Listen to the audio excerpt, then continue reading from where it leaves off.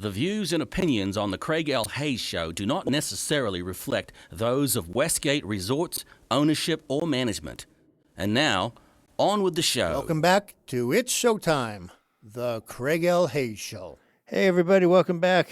We're here at the Westgate Resort Las Vegas Hotel in Las Vegas, and we're in Elvis Presley's dressing room talking about showbiz for this podcast with Jeff and Frieda Morgan. We're going to continue on. I think Frieda, we've run Splash into the ground as far as we can, and we can move on to other shows. And Jeff, he can start talking about some of the other stuff. So, Jeff, you're up in the. It's your turn in the. Oh, it's about time. I bad. feel like I'm being left out here. Oh, sorry about that. You know, two old Splash people got to talk no about worries. Splash. No, it's all good. So let's see. We left off with you were you're going. You did some time with Penn and Teller. Correct. Did some time with Penn and Teller, like you're in the jail or something. How would they work with? They were actually pretty awesome. I think so too. yeah. We had them here for did some TV shows here, man. They Right. were great. Yeah, you know. yeah. I did some other specials with them over at the Luxor. But the show was pretty good from what I recall. Very quick. Bob Zalitis was working with us over there as well. Bob Zalitis is one of the construction foremen or coordinators with. I did a lot of film work with. So Bobby made things fun on there. I think we all had a good time working on that show. But yeah, and they're still going strong. Yeah. People don't understand something about magic. Magic is very unforgiving and critical. Everything has to be perfect. Timing. And lights have to be just perfect. The piece has to be in the exact perfect place. You know, because you give a trick away really easy on how it's done if it's unforgiving. You know, and I did Siegfried and Roy for a couple of shows, and I didn't enjoy that, so I stayed at Splash. And we won't go back to Splash though. You know, we're done with Splash. But yeah, we've done a bunch of magicians here, and it's, you know, you're trying to get people to understand that it's critical that everything is always on the money, on the marks, you know, or else you give the whole thing away and people go, oh, there it is. I saw how they did that then. Yeah. Yeah, and you know, when you have a professional crew too that can really think when circumstances do in fact go wrong. Back my time at City Lights, we had a scenic element that the opening of the show that's flown in. The lead singer at that time, Alan Gamble, comes up from behind, stands behind this piece that literally opens up, pivots from the very top of the unit, opens up, and then she walks through and the piece closes behind, and there's the start of the show. This one particular night, the piece opened up, and Alan was milliseconds away from walking through when a cable snapped and the piece come slamming together. Mm. She was so professional, she did not skip a beat in her song. Hank Vidari and John Brown, working up in the rail, very quickly made the decision to fly that piece out. Alan went through, they brought the piece back in. The show continued. No pause, no hesitation, absolute professionalism that these performers and our stagehands performed that night, and it was just phenomenal. Yeah, and you have to make those calls on 2 seconds. Absolutely. You know, it's whoever the head carpenter is or whatever is watching and goes, okay, do this, real quick, and that's experience. It's just, you've been head carpenter in places, and it's like, you've got to make quick calls, quick decisions, and what you're going to do, hopefully it works. Correct. Yep. Or else that show could just go into the toilet real quick. So that's correct. Yep. Yeah. I like the pressure. I always loved the pressure being under all that stuff. Right. But after 30 years, I was like, oh, that's enough. Yeah. Okay, so if Siegfried and Roy. Yeah, I loved working with those guys too. We had them here. We did the Sin City for FX Network. We did the Sin City Spectacular. And they were in here for like a week every month or something like that for almost a year doing their shows. And that those guys are so good to work with. They are consummate professionals, and they're just so good at the job. So from Siegfried and Roy doing magic, what would you do? Well, I did not work with Siegfried and Roy. I mean, not Siegfried and Roy. Sorry, Penn and Teller. Penn and Teller. Penn and Teller. Gee, Yeah, I whiz. was just one of the carpenters over there, pushing props around and setting things. I was on the rail a little bit for them. So, and I got yanked out. Got yanked out of there, and they had something else. They had something else they wanted me to do. That was Pat Bash when he was at that time payrolling the show, which he still does today. That's when he had me go to Montreal. I was going to be the guy to install the circular stair system for that show. So I had to go learn every bit of it when it come back out here to Vegas and get it in and be able to reassemble it. So that's what I did. How was Montreal? Absolutely gorgeous up there. Total different atmosphere, of course, being Canada.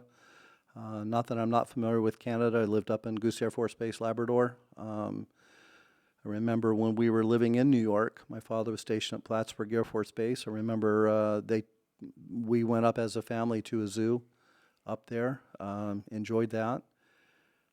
Canada was cold, definitely cold.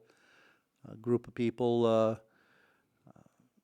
up there, the shop that built the scenery, great people, very, very intelligent. The engineering aspect that the minds that these individuals that we worked with were just absolutely phenomenal. Cool. And then when that staircase showed up, it was yours to install, huh? It was mine to install. Yep. Better do it right. Yeah. The mines that they had to cut some parts off of it to get it through the double doors on the side of the building. Once we got that in, we had to develop a system to be able to actually move it down into the hole to get it down into the basement. And I believe it was Pat and a few of the other riggers that devised chain lifts, chain hoist, and they basically swang the pieces over from one lift to another to be able to get it down. Phenomenal. But once we got it down and got it set up, they realized, wait a minute, we need to go back a couple inches. So once we had to develop a system to be able to now try to roll this multi-thousand-pound piece upstage just a couple inches, and we were able to lift it. We put rebar, a round rod underneath the pads of the piece, and we're able to actually roll it back in position and remove those pieces, and then finally get it situated where it needed to be. So yeah, it was quite a process. But once we got everything in place and all the cables rehooked up and all the connections made and run this thing up and down, it was there. Who had the final say on how this thing was going to be put in place? And It was a contractor, I believe it was, for that built the scenery, Okay. or producers or whatever of the show. I believe that they had the final say as to where this was going to live. Of course, with all the drawings and the plans and understanding data points and things like that, once they were able to determine that this piece was exactly where it needed to be so we can fit the other elements, get the stage in place, make sure the opening, the doors open up properly without interference with when the equipment comes up, they don't interfere with anything. So yeah, it was quite an adventure. Learning experience for me as well. so that piece was like the 0-0 for everything? I believe so. Everything keyed off of that? I Wow. believe so. Yeah. A staircase is 0-0. Meaning that's where everything keys from, that everything is built from that point to the rest of the stage, That's interesting. Yeah. Yeah. I've never heard of a staircase being, this has to be perfect, and then everything keys from this. A staircase. Okay. Yeah. Well, Why not? Why not? Some of the other elements didn't really matter. I mean, if you were off a couple inches one way or the other, it wasn't going to affect anything.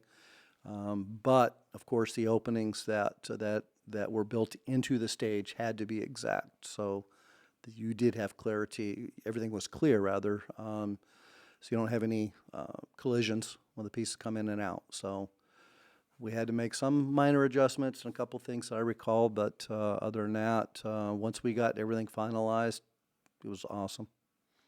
Excellent. I guess we'll ping pong back over to Frieda now. So Frieda, you're at Bally's. You've told us some stories about it. Anything else you want to talk about on Bally's and some of the stuff? Well,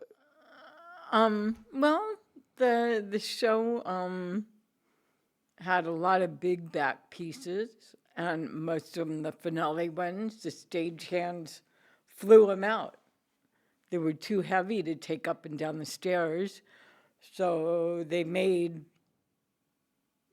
like a piece, and we hung them all on there, and then one of the stagehands on the rail would fly it to the ceiling. Okay. And it was covered in a sheet, and that held most of them. The smaller ones were in the basement, and they would be put on the girls, and they would get on the elevator on the step piece and ride up. But that was different. And of course, we had Dirk Arthur there for a while, magician, and he had big cats in the show. And they were backstage, and once in a while, one of them would get out of a cage, and we were told to go in a dressing room, shut the door. And the stagehands dealt with that on the deck and get it back into the cage. Yeah, we had Dirk here for 3-4 months on doing his show here. Yeah, Gorgeous animals, man. Those cats are just absolutely gorgeous to work with. yeah, I made his helicopter cover and his car cover. Oh, okay. And I know exactly what you're talking a about. lot of his costumes for the girls.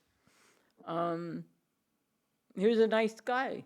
He was. Yeah, he passed away here a little while ago. And Yeah, and I remember before Christmas, he had a litter. 2 of his cats had a litter of babies, and he'd bring them backstage, and we'd get to play with them. Yep. And it was great. They were like big cats, big house cats. Yep. And he used As to. He babies, treated them they're well. big He house let them cats. live in his house. They walked around the house a lot.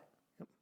And they were his pets. They were his animals. Like we have a house cat. He had tigers. Yeah.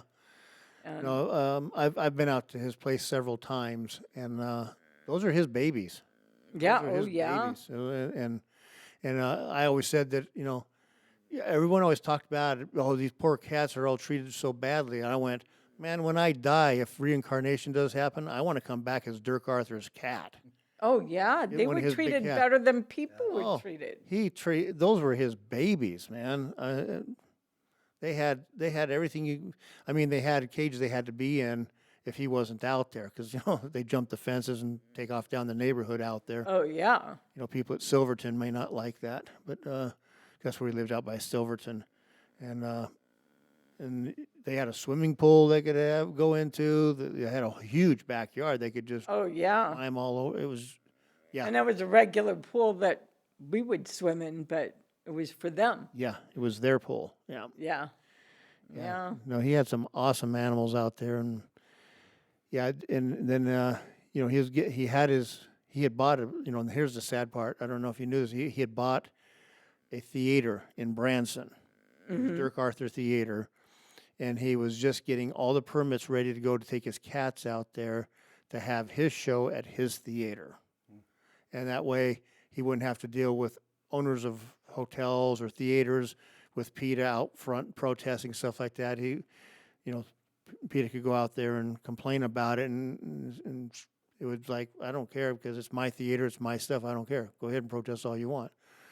And then he died like the week before he was to start taking them out. Yeah. I was like, oh. That was sad. Yeah, because he did part-time. He would do usher here. He was an usher here part-time, and do some work around town. But this just gave him some extra dollars to go feed his cats, basically. And he'd always tell me what he was working on and how it was going to be. And I was like, I'll come back with you and help you get your stuff set up, and let's get your cats all ready to go. And I'll help with the guys out there, get them trained. He was like, we were talking serious about going out and getting it ready. And then I'd, after a couple weeks, a month or whatever, then come back here. But then he died. And I was like, well, sometimes things just happen. Yep. One of the nicest people, though. Dirk was one of the nicest people. Rest his soul. He was just awesome guy. And, yep. All right, bounce back over to Jeff. So, and when did you go over to Phantom? Right after, it was probably about 6 months after Celine shut down, we started Bette Midler. Is when I was got a notification that they were doing interviews for automation. I can't remember the gentleman's name that unfortunately died on a bike ride, but they were trying to fill his position, and I ended up getting that. And you were there for the last couple of years of the show? Correct. Yeah, working downstairs in the basement. That chandelier. Incredible. Oh my gosh. Yes. I don't care how long you've been in this business, and we've all been in this business a long time.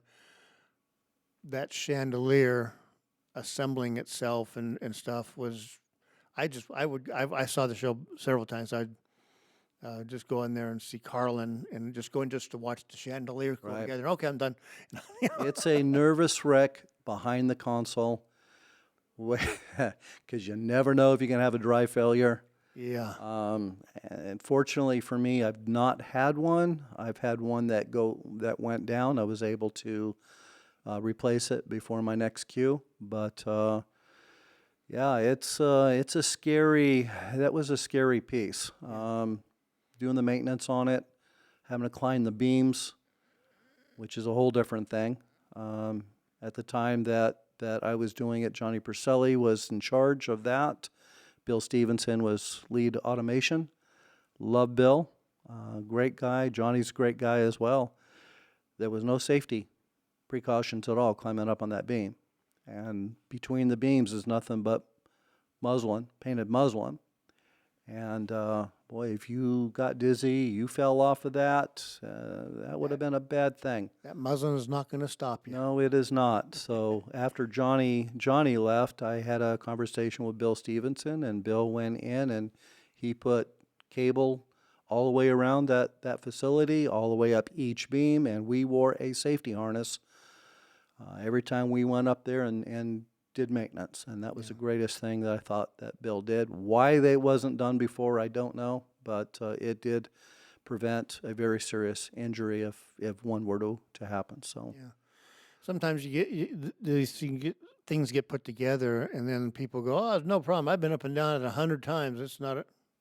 Well, the City of Lights, Hank Vidari. I was working there. I wasn't there at the time the accident happened. Hank Vidari fell, lost his life.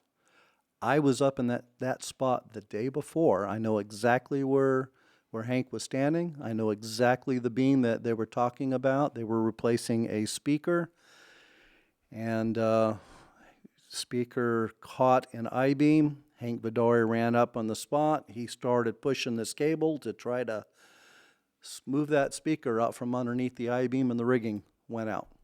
Hank went down, face first into the mule system, which was the winch system they used to elevate. I won't describe what other people told me they saw. He died on the way to the hospital, and I was very upset that they had a show that night. The property cleaned up the mess, had a show. I remember the start of the show when management got us all together, explained what happened. Very sad night for us, tearing up, thinking about Hank. But very dangerous business. We know a lot of people that have passed away in this industry. unfortunate accidents in lift equipment and trying to climb beams without proper safety gear and equipment. So our hearts go out to all of them. And I mean, I know guys in scissor lifts that get knocked over. We've seen that happen. Jeff Glotzer. Jeff Glotzer fell over and lost his life and fell over. And I mean, this is a dangerous business we're in. You know, it's just not glitz and glamour. There's danger to it too. Absolutely. One wrong move. Elevators down, people don't see them. We've had people step on ice after warning them, and they fall down, hurt themselves. Yeah, it's all over. I mean, stuff fall out of ceilings. When we were doing putting in Celine, we hear heads up, and one of the Teamsters up above dropped a steak knife, stuck in the stage. Could have been any one of us. We start wearing safety helmets. We hear heads up again, and they dropped a piece of 1/4-inch steel. 2x3 square 1/4-inch steel plate come down, stuck right in the brand new surface that we just put down there. You know, that could have been either one of us. Fortunately, there were no injuries, so we were very lucky. Yep, it's dangerous. Why we do it, I don't know. I guess it's for all the big love. money we make. Because all that big dollars, all the big money. I heard you guys mention Jerry Lewis earlier, and I have to share this. Loved Jerry Lewis, loved his movies, loved his comedy acts. Jerry Lewis was, as everyone may know, was very involved in the Jerry Lewis Telethon, hence the name. Lincoln Maynard worked with Lincoln over there at Las Vegas Scenery for many years, and he was in charge of the construction. We were at Caesar's Pavilion. They had an old pavilion years ago in the back, I believe, where the South Tower is at. We were in there building the show. We had a company out of New York that the first time they ever used computer drafted drawings.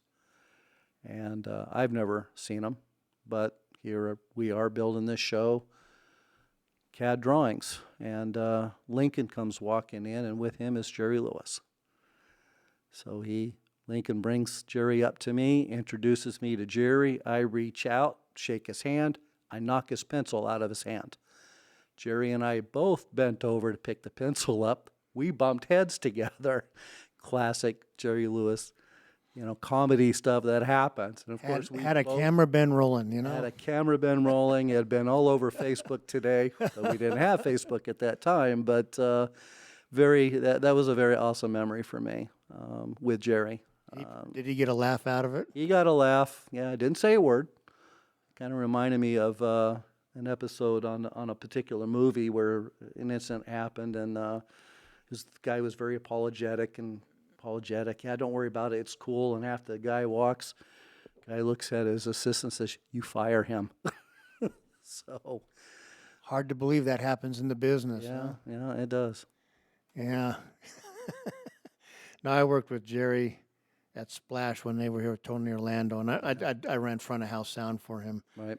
And I watched every episode, every show that he did intensely. I mean, I stared and just took in everything he did because,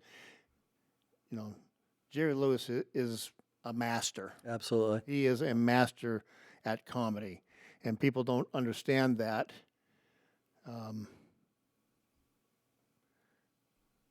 Every show, his timing is perfect. Right. His presentation, perfect. Everything he did, kind of hard personality to be around. He can be kind of very hard to be around, but you cannot deny his talent. Not at all. The way he danced and the way his feet would just kind of run around circular and everything. I mean, just that. I think that's what I remember the most about him in a lot of his movies. His movements and everything else. His dancing, his little bit singing, and just the comedy side of him that he presented was awesome. Very cool. Well, we've come to an end of another episode, so we're gonna take a quick water and break, and then we're going to be right back for another episode. You're listening to It's Showtime, the Craig L. Hayes Show.